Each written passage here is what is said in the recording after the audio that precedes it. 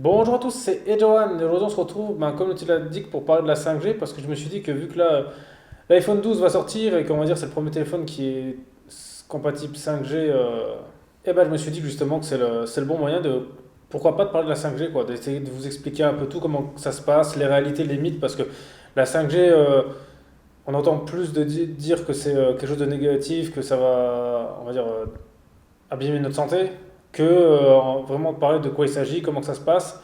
Parce que sur la 5G, on va dire, dès qu'on voit parler de la 5G sur des réseaux sociaux, par exemple, c'est direct pour dire comme quoi c'est dangereux, que ça va tous nous tuer. Mais la réalité, elle n'est pas vraiment là. Donc c'est pour ça que je vais tout vous expliquer, on va dire, comment que ça fonctionne point de vue de technologie et point de vue effet sur notre corps, on va dire. Ou sur nos... Donc en gros, la 5G, c'est quoi? Donc la 5G, en fait, donc, c'est la prochaine, on va dire, nouvelle norme d'Internet mobile. Donc ça fonctionne, en fait, il y a trois bandes. Il y a trois bandes passantes pour la 5G. Donc en fait, il y en a une qui va aux alentours des 700 MHz, une qui est entre 3 et 5 GHz, et après, on va dire, normalement, pour l'instant, la plus haute sera 26 Go, mais normalement, on peut l'augmenter jusqu'à 84 GHz. Donc voilà, donc vous voyez vraiment une marge énorme entre 700 MHz et 84 GHz, c'est quelque chose de hallucinant. Donc alors comment que ça marche? En fait, la fréquence est basse, plus justement le rayon de la 5G est actif, et plus la fréquence est haute, plus la 5G aura du mal à accéder à l'appareil dans lequel elle doit accéder. Je vous explique. En gros, donc en fait c'est pour ça que par exemple vous voyez sur l'iPhone américain, donc ce sera ça sur la plupart des téléphones américains, en fait sur le côté, ou peu importe où ce sera passé, il y aura une petite bande d'aluminium, et en fait ça permettra justement que la 5G ait une facilité justement de pénétration dans l'appareil, car elle sera directement reliée là-dessus et ça permettra justement de pouvoir utiliser la fréquence la plus haute. Parce que la fréquence là à 26 GHz, eh ben, le problème c'est que par exemple même de la pluie, eh ben, ça ne fonctionnera pas sous la pluie. Voilà, donc ça l'empêchera qu'elle fonctionne. Donc ça c'est le premier point à noter et sachez que plus la fréquence est haute, plus le débit de 5G est énorme, donc avec des fréquences aussi élevées, ça va être un truc de fou, on va dire. Donc, de là qu'on parle de notre santé, justement, là on peut en parler de santé, c'est-à-dire qu'une fréquence à 26 GHz, et ben, le truc c'est que même sur nos doigts de main, ça passe plus, et ça, on n'a presque pas d'effet sur la peau, ça rentre pas dans la peau. Donc imaginez si on aurait des fréquences à 84 GHz, et ben là, ce sera totalement inoffensif pour nous, quoi. On ne sentirait rien. Mais le problème des 84 GHz, c'est que pour ça, il faudrait justement que les antennes soient plus près ou justement qui fassent un système qu'on ait la 5G partout, on va dire où on va, et peut-être des téléphones qui aient une réception plus forte. C'est d'ailleurs pour ça que Google et Facebook veulent justement mettre en place un système de drones justement pour faire relais, à la place de mettre des antennes, ils mettraient des drones pour faire relais pour la 5G. Bon, ça ne sera pas fait tout de suite, mais c'est vraiment un projet pour eux. Alors, c'est une bonne chose pour avoir plus de 5G. Par contre, est-ce que c'est une bonne chose pour la vie privée? Parce que ça voudra dire que tout ce que l'on fait, justement, sera stocké dans les drones de Facebook et Google. Donc ça, ce sera un débat que je ne sais pas si vraiment ce sera réalisable à cause peut-être de la vie privée. En tout cas, peut-être aux États-Unis, oui. En France, je ne sais pas, parce que les lois ne sont pas pareilles entre les États-Unis et la France sur le, donc ça va vraiment être le gros point d'interrogation. Est-ce que ça va se faire? Ou alors peut-être qu'ils trouveront un autre système, parce que j'avais vu par exemple qu'il y avait d'autres technologies qui étaient en cours, comme par exemple mettre de la Wi-Fi dans les ampoules des métros. Donc peut-être il y aura quelque chose comme ça, on verra. On verra comment ça va avancer, peut-être justement leur idée technologique justement pour combler justement ce problème d'autres fréquences. Et je pense que de toute façon, la 5G va rester là dans très longtemps, parce que de là que toute la 5G soit exploitée, je pense qu'on en a pendant un très long moment. Ensuite, il faut savoir d'où vient la 5G. En fait, la 5G, de base, ça vient de l'armée. En fait, à la base, c'est utilisé par l'armée, les ondes là, les ondes millimétriques. Donc, en fait, une onde millimétrique, c'est parce qu'elles font justement moins d'un centimètre. Donc, c'est pour ça qu'on appelle millimétrique. Donc, c'est utilisé par l'armée, mais ça n'a jamais été exploité par le grand public pour la simple et bonne raison que c'était trop instable, dans le sens où dès qu'il y a justement un truc qui obstrue justement le chemin entre l'antenne et le produit ou l'appareil que la 5G que la 5G ou les ondes on va dire doivent atteindre, et ben malheureusement c'était instable. Donc c'est pour ça que c'était quelque chose d'assez compliqué pour le grand public, surtout que de nos jours voilà, même si la pluie peut interférer c'est compliqué. Pour le consommateur, il va y avoir déjà plusieurs problèmes, c'est-à-dire que en fait, chaque pays, justement, vont déployer des bandes différentes. Par exemple, aux États-Unis, ils vont garder que les hautes fréquences. Et donc là où c'est pas grave, parce que les téléphones seront faits pour ça, mais malheureusement, en Europe, Il y a la Suisse qui va aussi utiliser les mêmes fréquences que les États-Unis, donc les ondes millimétriques, et aussi il y aura la Corée du Sud. Donc le problème par exemple pour la Suisse, ça va être très simple, c'est que les téléphones européens pour l'instant ne seront pas compatibles avec ça parce qu'il faut la languette en aluminium dessus.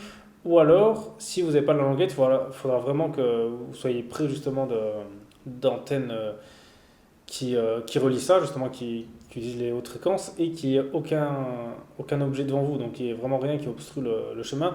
Donc ça va être problématique, ce sera peut-être utilisable pour ceux qui habitent par exemple pas loin d'une antenne 5G, ou alors peut-être qu'il y aura des sortes, comment on va dire, peut-être des box 5G, des choses comme ça, peut-être qui pourront justement pallier à ça pour l'avoir partout. Donc ça sera le premier problème, ça voudra dire qu'en tant que consommateur, il faudra acheter peut-être des téléphones, on va dire, étrangers pour pouvoir les utiliser en France. Et encore, je suis même pas sûr parce que des fois, parce que je sais que des fois, les téléphones étrangers ne fonctionnent pas forcément dans d'autres pays. Donc ça va être quelque chose qui a posé problématique pour l'instant, c'est-à-dire qu'on a la 5G millimétrique dans certains pays, mais pas partout. Donc le problème du consommateur, il faudra vraiment faire attention quand vous voyagez dans un autre pays, ou voir si votre téléphone sera compatible ou pas avec la norme du pays. Donc voilà, bon, ça sera un autre petit débat, mais après la 5G en soi, voilà, est-ce qu'on en aura vraiment besoin? En gros, moi je dirais oui et non. En fait, la 5G, ça va vraiment accélérer tout ce qui est téléchargement, pour regarder des films en définition, par exemple la 8K qui arrive petit à petit.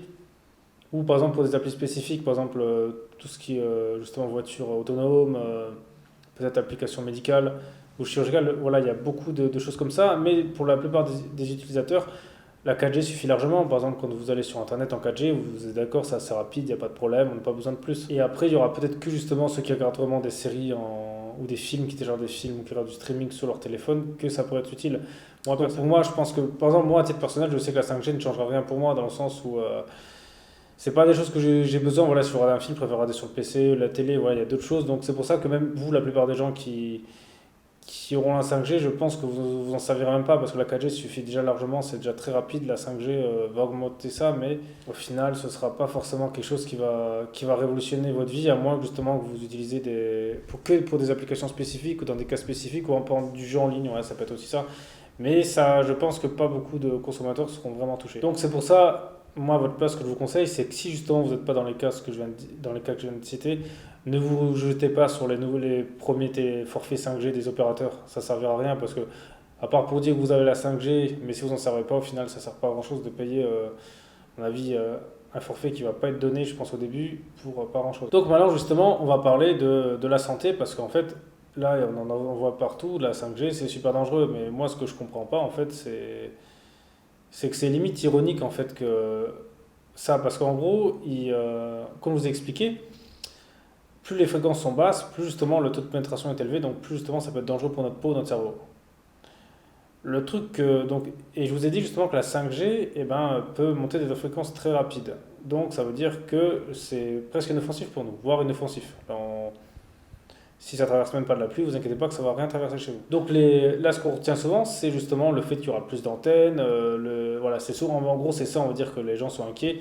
Ou que la 5G, justement, c'est trop puissant, donc ça va nous tuer. Parce que justement, il y a des gens qui n'ont pas compris que justement, plus les fréquences sont hautes, plus le rayon des fréquences est instable, donc moins il est nocif. Donc ça, les gens, c'est quelque chose qu'il faudrait déjà qu'ils essaient de comprendre. Et ensuite, pour le problème des antennes, il y a un truc justement, comme je vous ai dit, les fréquences basses sont plus nocives. Le truc, c'est que la 3G, elle existe, la 4G, elle existe. Et donc la 4G, ça changera pas trop entre la dangerosité les fréquences basses de la 5G et de la 4G. Mais justement, il n'y a rien eu du tout contre la 4G, il n'y a rien eu du tout contre la 3G, alors que c'est encore pire parce que les fréquences étaient plus basses. La Wi-Fi, c'est pas mieux. C'est ça, donc en gros, avant, il y a peut-être moins d'antennes, je suis d'accord, mais c'est des antennes qui sont justement plus nocives où on sent plus les rayons. Donc, et là, bizarrement, personne ne parle. Parce que mettre plus d'antennes, je veux bien, mais si les antennes ne nous affectent pas nous, où est le problème en fait? Il y a pas de... Donc c'est pour ça que c'est ça qui est un peu malheureux, c'est que là, ils parlent de choses sans forcément dire pourquoi ça va faire ça. Parce que c'est pas des antennes, justement, ces antennes vont directement être reliées au téléphone, ça va rien faire du tout pour nous. On va pas le sentir. Alors que des antennes, peut-être, justement, il y en a moins, mais qui sont plus puissantes et qui émettent des ondes plus négatives, et ben justement, là, c'est plus nocif. Donc là-dessus, je trouve ça un peu compliqué. Et puis aussi, de toute façon, comme pour vous rappeler quelque chose, c'est comment fonctionne Internet. C'est sûr que là, la première chose que vous allez voir, c'est danger de la 5G, est-ce que c'est dangereux? Alors pourquoi ça? Parce que là, ce qui est la mode, c'est de faire un article, la 5G, danger de la 5G. Et c'est sûr qu'il n'y a personne qui va dire que la 5G, c'est bon pour la santé, même si ça pourrait l'être dans le futur. Si par exemple, comme je vous expliquais, si par exemple, justement, on n'a que des hautes fréquences on arrive à être couvert partout, qu'il n'y ait plus de basse fréquence, et bien là justement, on n'aurait plus d'effet négatif. En tout cas, les données mobiles, ce serait quelque chose de négatif qui nous sera enlevé de notre santé. Donc il y a déjà ça. Et c'est pour ça que plus il y a d'articles, plus il y a de gens qui cliquent, donc c'est vrai que c'est plus mis en avant. C'est pour ça, je dis pas que la 5G c'est bon, mais je pense pas que ce soit pire qu'autre chose. C'est pas pire que la Wi-Fi, hein. C'est pas pire que la 3G, que la 4G, voilà, ce sera similaire. La Wi-Fi, les premières Wi-Fi quand elles sont arrivées chez nous, je peux vous assurer que les fréquences n'étaient pas super rapides et que c'était pas forcément quelque chose de bon. Rappelez-vous les premiers téléphones qui étaient assez nocifs pour le cerveau, les antennes qui étaient très nocives, les premiers téléphones portables. Et là, bizarrement, ça n'a pas été interdit non plus. Donc, c'est pas que la 5G, c'est pas forcément quelque chose qui va nous faire plus de mal qu'autre chose. Justement, ça peut même nous enlever certains problèmes si on est couvert partout.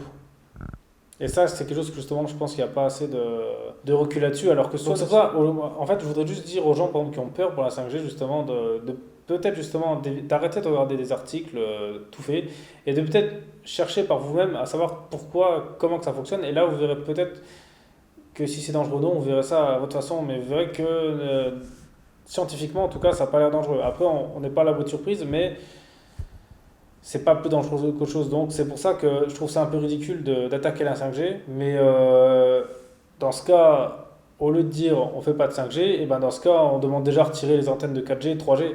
On demande déjà ça parce que c'était pire. Parce qu'il y a même j'ai même vu un truc hallucinant, c'est qu'il y en a même qui disaient que le virus c'est à cause de la 5G. Donc c'est pour ça qu'on entend vraiment tout et n'importe quoi sur Internet. C'est pour ça, avant de vous fier de ce qu'on voit sur les Facebook et les réseaux, regardez vraiment scientifiquement ce que c'est derrière parce que les réseaux ça va vite de relier des fausses informations. Donc voilà, en tout cas, justement, si vous avez posé des questions, des choses que j'ai dit, vous avez peut-être pas compris. Dites-le moi dans les commentaires, voilà, ça pourrait être bien de débattre avec vous. Et vous, justement, qu'est-ce que vous pensez de la 5G? Est-ce que vous pensez justement que c'est quelque chose de dangereux ou pas? Est-ce que vous en avez peur? Est-ce que vous en aurez l'utilité ou pas? Est-ce que voilà, vous comptez justement investir prochainement dans un téléphone 5G? Ça peut être aussi quelque chose d'intéressant de savoir. Voilà. Moi, personnellement, pour les téléphones 5G, justement, je vais attendre que ça arrive en France et que les forfaits baissent. C'est sûr que les premiers forfaits téléphoniques vont être vraiment, je pense, à des prix énormes, vu que justement c'est la nouveauté. Ben, les opérateurs vont pas se priver pour nous le faire comprendre, à mon avis, dans la facture. Donc voilà, en tout cas, merci à tous d'avoir regardé cette vidéo. C'était Edgeone. On se retrouve très vite pour une prochaine vidéo.